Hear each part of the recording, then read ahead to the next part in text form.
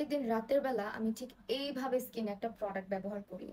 যার কারণে আমার স্কিনটা কিন্তু এত বেশি গ্লাসি, প্লাম্পি আর টানটান। আপনারা সবাই জিজ্ঞেস করেন, "কি ব্যবহার করো আপু? স্কিন এত গ্লাসি কিভাবে?"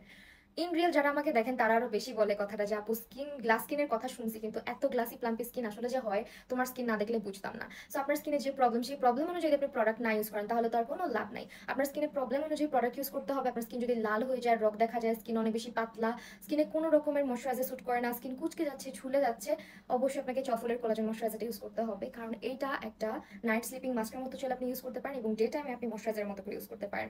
ঠিক রাতের বেলা আমি এভাবে ভারী করে এপ্লাই করে তারপর বিছানায় যাই এবং সকালবেলা স্কিনটা একেবারে বেবিদের মতো হয়ে যায়। এটা আপনার স্কিনটাকে অনেক বেশি ইয়াঙ্গার লুকিং করবে এবং এটা কিন্তু স্কিনটাকে টান টান রাখবে।